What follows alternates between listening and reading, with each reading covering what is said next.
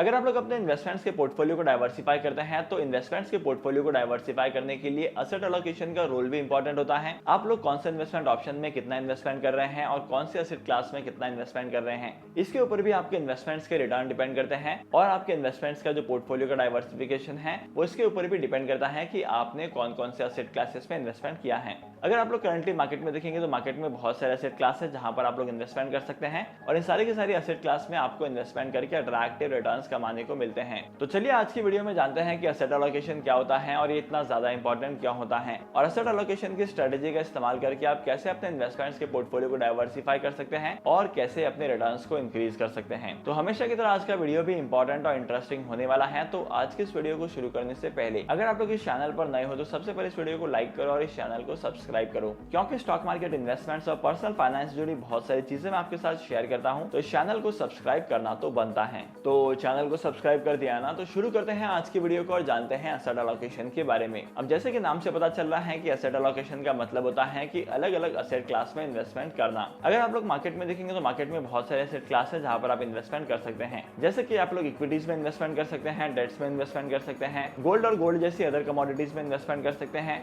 और अगर आप लोगों को लिक्विड फंड्स में इन्वेस्टमेंट करना है तो आप लोग एफडीज में इन्वेस्टमेंट कर सकते हैं। ये सारे के सारे इन्वेस्टमेंट ऑप्शन जो है इन्हें अलग अलग एसेट क्लास में ट्रीट किया जाता है। और अगर आप लोग रियल एस्टेट में इन्वेस्टमेंट करना चाहते हैं तो प्रॉपर्टीज में या लैंड में या किसी भी तरीके की ऐसी जमीन जगह में इन्वेस्टमेंट कर सकते हैं जहां पर उनकी वैल्यूज लगातार ग्रो करते जाती हैं। अगर आप लोग एसेट एलोकेशन का इस्तेमाल करके अपने इन्वेस्टमेंट्स के पोर्टफोलियो को डाइवर्सिफाई करते हैं तो इसका मतलब ये नहीं है कि आपको हर एक ऑप्शन में इन्वेस्टमेंट करना पड़ेगा। आप आपके हिसाब से जितने ऑप्शन में इन्वेस्टमेंट कर सकते हैं उतने ऑप्शन में आपको इन्वेस्टमेंट करना है। मतलब कि आपको हर एक अलग अलग क्लास में थोड़ा थोड़ा करके इन्वेस्टमेंट करना है। और अगर आप लोग इस तरीके का इस्तेमाल करके इन्वेस्टमेंट्स करते हैं तो इसका बेनिफिट आपको फ्यूचर में होता है। देखो, अगर आप लोग किसी एक ही एसेट क्लास में इन्वेस्टमेंट करेंगे तो क्या होगा कि जब मार्केट क्रैश करेगा या मार्केट में कुछ अनसर्टेनिटी आएगी तो उस अनसर्टेनिटी की वजह से वो पूरा का पूरा सेक्टर जो है, वो पूरा का पूरा जो एसेट है, वहां पर आपको नेगेटिव रिटर्न दिखाई देंगे। लेकिन अगर आप लोगों ने अलग अलग एसेट क्लास में इन्वेस्टमेंट किया है, अलग अलग ऑप्शंस में इन्वेस्टमेंट किया है, तब वहां पर मार्केट के करेक्शंस का कोई भी इंपैक्ट नहीं पड़ेगा और आपके इन्वेस्टमेंट्स के पोर्टफोलियो पर भी आपको अट्रैक्टिव रिटर्न्स कमाने को मिलेंगे। अगर आप लोग इक्विटीज में इन्वेस्टमेंट करते हैं तो इक्विटीज में भी बहुत सारे टाइप्स हैं। इक्विटीज में आप लोग स्मॉल कैप कंपनीज में इन्वेस्टमेंट कर सकते हैं, मिड कैप कंपनीज में इन्वेस्टमेंट कर सकते हैं, और last but not the list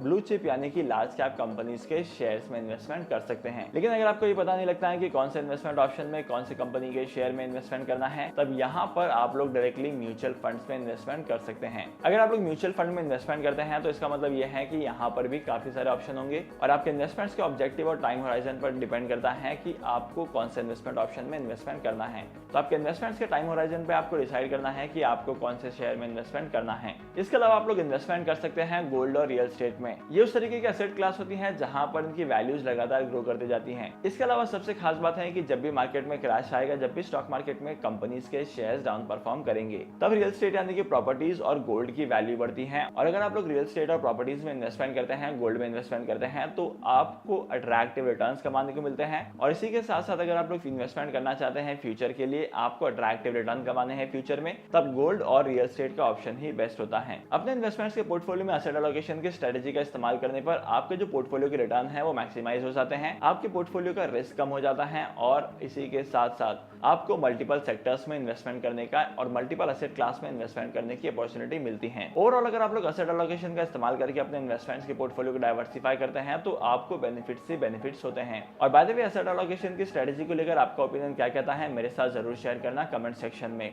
I hope कि आज की इस वीडियो का कंटेंट आपको वैल्यूएबल लगा होगा। अगर आपको आज की इस वीडियो का कंटेंट वैल्यूएबल लगा है तो इस वीडियो को लाइक करना, शेयर करना, और मैं आपको मिलूंगा अगली वीडियो में नए टॉपिक के साथ, एक इंटरेस्टिंग टॉपिक के साथ। तब तक के लिए signing off, happy investing and good bye.